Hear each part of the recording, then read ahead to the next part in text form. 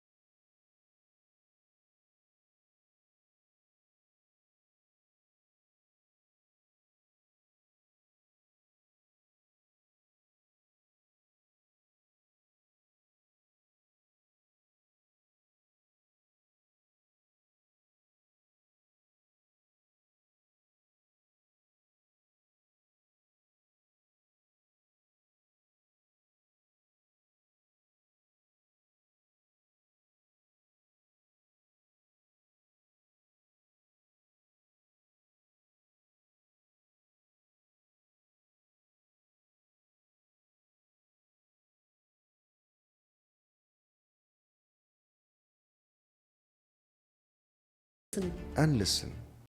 There are so many things that I want to cover today. So, let me just begin with one very simple question, जो I think almost हर कोई पूछता होगा कि आप कैसे differentiate करेंगे एक psychiatrist, psychologist, counselor, healer, therapist इनके बीच में, because there are so many names. Even at times when I was trying to begin my journey, मैं खुद confused थी कि who should I see? Should I see a psychiatrist? Should I go for counseling? या मैं किसी psychologist से मिलूँ, मैं किससे मिलूँ? So ये how do you differentiate? Again, excellent question, because this is the same question that I'm asked when someone calls me for an inquiry that, doctor, we are having a problem and we don't know who to come to. So first and foremost, I'll begin with the psychiatrist part, because I am a psychiatrist myself. What does a psychiatrist do to become a psychiatrist? So we finish our MBBS, that is a basic graduation.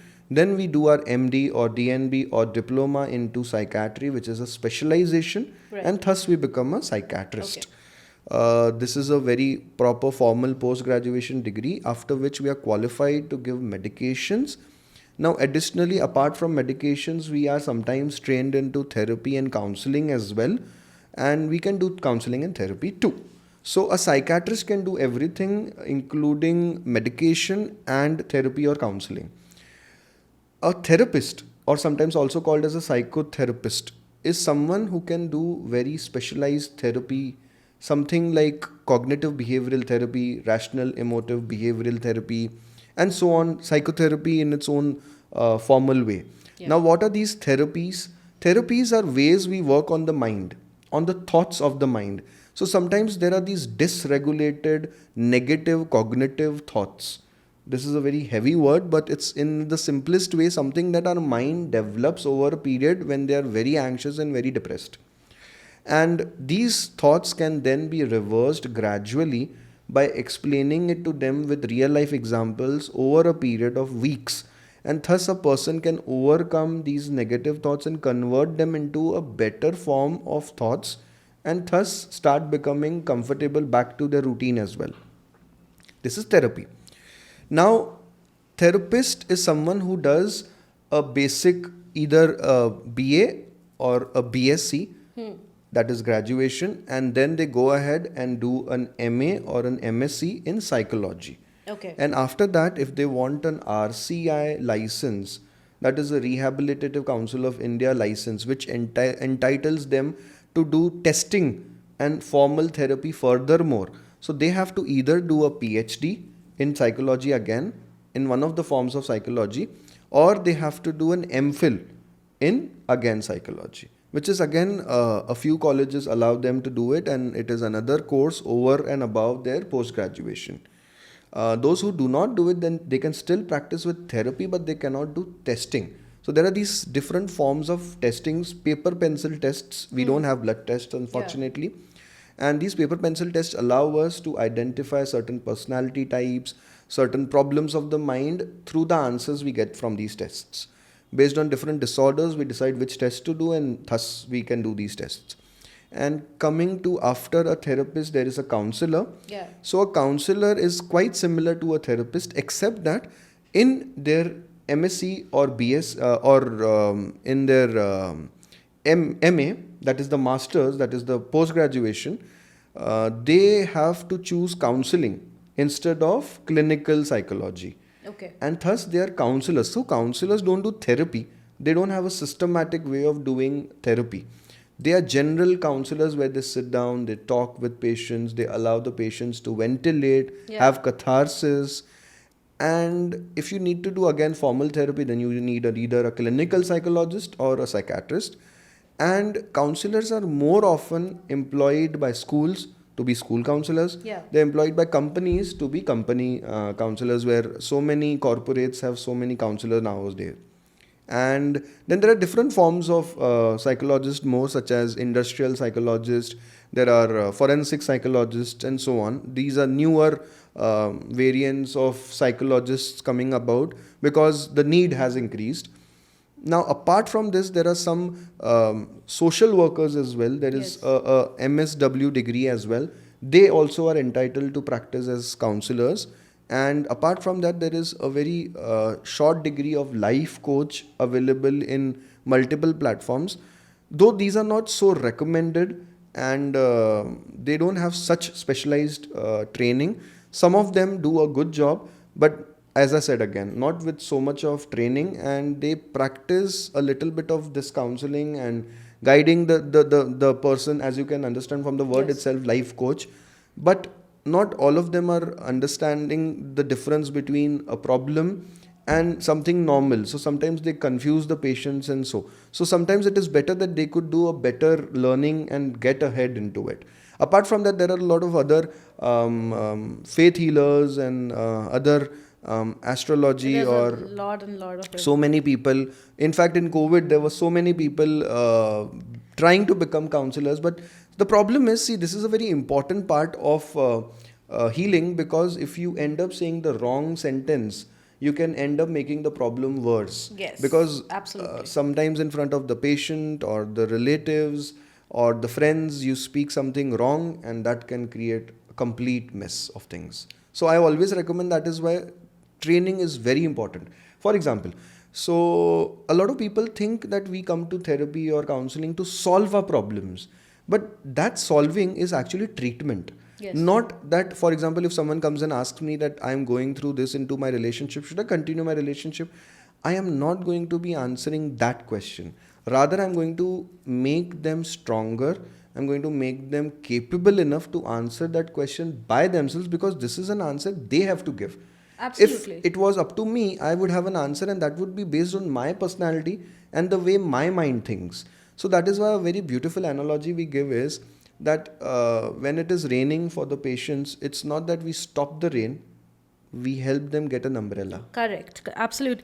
Because I was actually wondering, like you said, ki people come to you and asking you for relationships. Ki should I end it? You cannot actually tell them ki, oh, no, this guy is not right for you. You should actually end it. This girl is not. You understand the problem, right? You are the patient here. You are going through things. What you do is you help them. Ki, acha, these are the red flags. This could be avoidable, this could do better, but मैं ये नहीं आपको आके बता सकता कि नहीं नहीं ये बंदा ही सही नहीं है, इसको छोड़ दो. Beautifully explained. This is exactly what we do. So we cannot do that. We cannot tell anyone what to do or what not to do, whether we should tell them to quit a job, or if they come and talk to us about family issues. It's not that we tell them to take that action, rather we make them capable enough to know what to do better. Absolutely. We help them figure out the pros, the cons, the weightage of each situation. For example, in even marital counseling, there are people asking me that should I take a divorce. It's absolutely up to them, but first I always tell them that when you're emotional, you're going to end up taking the wrong decision, which is why become neutral, become calm. When you're angry, you're always going to take an aggressive step. When you're emotional, you're going to take a defensive step. It's always better to take a neutral step which you understand in the long term implications of it. So what I'm getting out of this is I want people to understand कि even if you are going to a psychiatrist or any doctor for that matters, वो आपकी problem को जड़ से ख़त्म नहीं कर सकते. वो आपको गाइड करेंगे स्टेप बाय स्टेप. दिल गिव यू मेडिकेशंस टू काम यू डाउन. ओके, आपकी प्रॉब्लम्स आपको इस तरीके से समझाएंगे कि आपको समझ में आए. Because I am talking about my self right now. I knew what I was dealing with. मुझे रेड फ्लैग्स पता थे, मुझे पता था मैं किन चीज़ों से निकल रही हूँ, बट आई वॉन्टेड समवन जो मुझे सामने से उस लैंग्वेज में समझाए जो मुझे समझ में आती है. I mean out of the blue magically कुछ भी ऐसा मेरे सामने नहीं आया था जो मुझे ऑलरेडी पता नहीं था.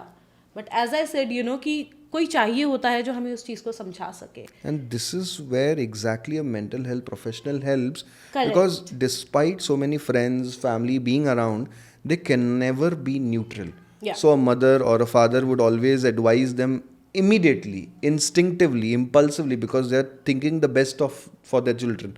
But whatever best they are thinking, the child will not be able to accept that, and in fact start feeling worse there because they get even more confused. There are further more ideas into their brain. There are further more confusions into their brain. Yes. And absolutely. that makes it even difficult more. So career counseling is one more example of the same too.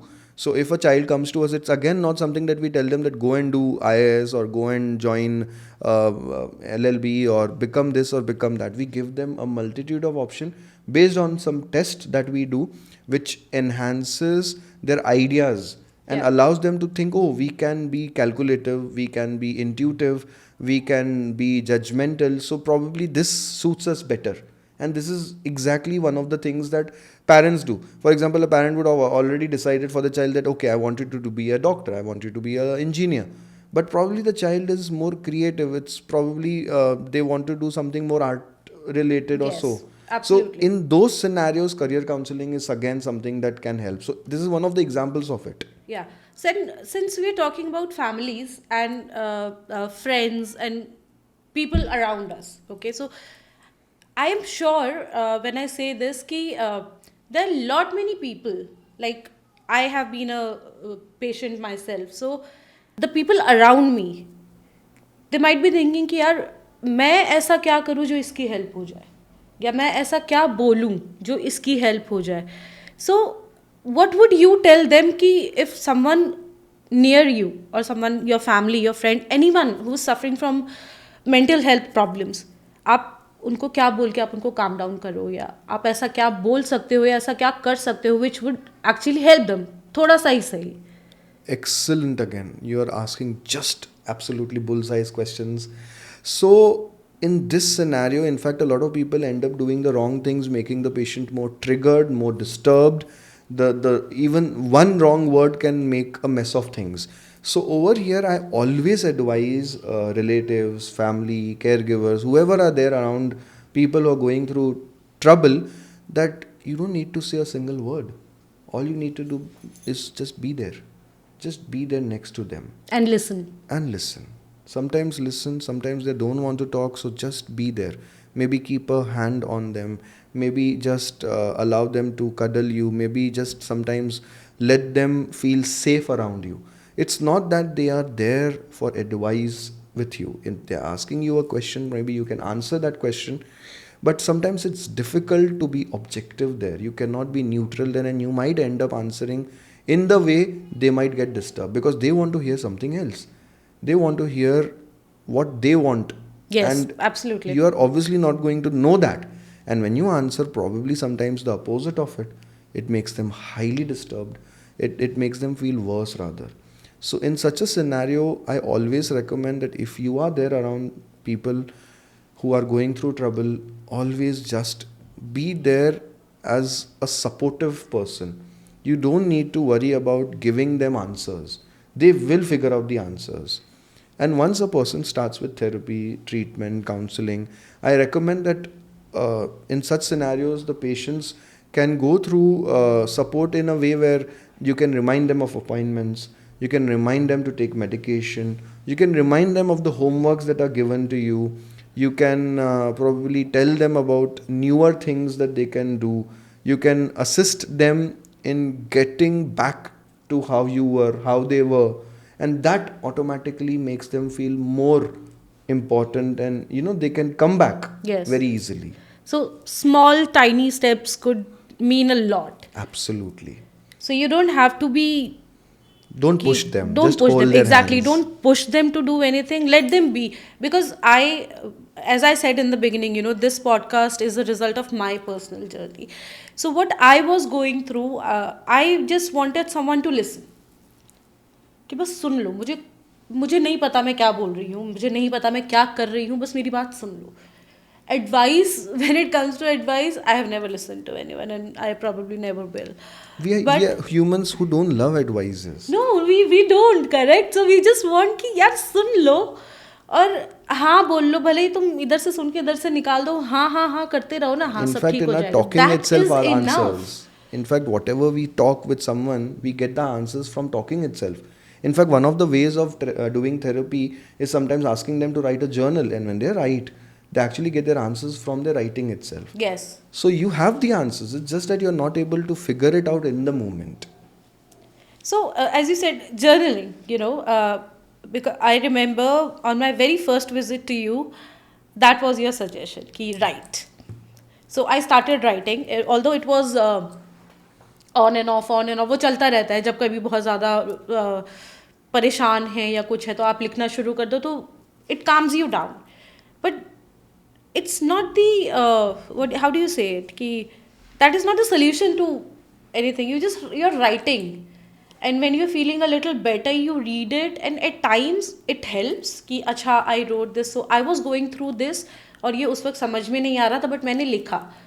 Now that I'm feeling better, ये पढ़ने के बाद I am more disturbed कि So this is one very important recommendation that we give. Yes, you write. Sometimes we ask them to review it when we want them to change these dysfunctional thoughts. But most of the time, we recommend not reading it. So yes. I always advise that. Once you've written it, turn the page and forget that you've written it. Sometimes once the diary is over, I just ask the patients to leave the diary at my clinic itself. And I leave them in a very safe place where nobody should, get there. And that story is gone because it was the past. And we don't need to review it again. So yes, you are right. If we read it again, we allow it to enter into our mind again. And yes. Sometimes we kind of feel how bad it was and we kind of again feel a little low about it. So yes, very good point raised that this is something that people don't know. When they know about journaling, they think that it's okay to read it and they to keep on reading it. And they keep, unfortunately, troubling their mind when they do read it again and again. Because it's like we have two mindsets when we are going through mental health problems, One, when you are triggered, when you are just going through it completely, वो mindset बिल्कुल अलग होता है. And when you are a little calm, composed, and after therapy and medication you're feeling better, वो mindset अलग हो जाता है. And then पहला mindset जब दूसरे mindset को देखता है तो it's a disaster. In my words, it's a disaster कि oh my god, ये ऐसा हो गया, ये ऐसा हो गया, ये ऐसा हो गया. So your advice would be write it down, but don't go back and read it. Unless instructed by a psychiatrist or therapist about something specific.